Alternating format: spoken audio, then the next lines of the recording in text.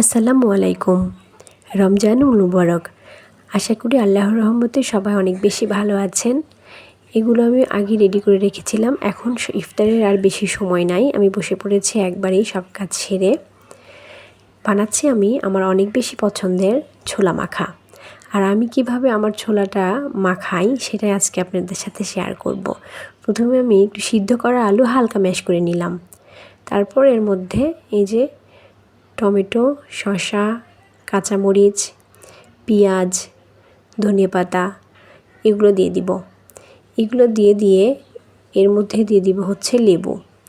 আর হ্যাঁ, কাঁচামরিচ দিয়েছি আমি। কাঁচামরিচের চেয়ে এখানে শুকনো মরিচ ভেজে দিলেই বেশি ভালো লাগে, কিন্তু এটা আজকে আমার কাছে নাই।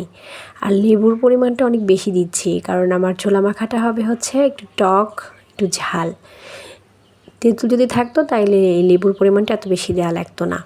লেবুটা দিয়ে দেওয়ার পর দিচ্ছি এগুলো মশলা, ভাজা জিরের গুঁড়ো দিলাম আর চাট মশলা দিয়ে দিলাম। তারপর দেখতে পাচ্ছেন টমেটো সস, আর দিয়ে দিলাম একটু চানাচুর।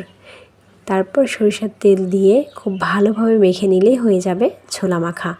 এটা আমার খাইতে অনেক বেশি ভালো লাগে আর খুব ঝামেলা মুক্ত মনে হয়, যে ছোলাটা যদি ফ্রিজে থাকে সিদ্ধ করা তাইলেই এমন হয়ে যায়, আর চুলায় যাওয়ার প্রয়োজন হয় না। কেমন লাগলো আমার ছোলা মাখাটা? ভালো লাগলে অবশ্যই ট্রাই করে দেখবেন। আসসালামু আলাইকুম।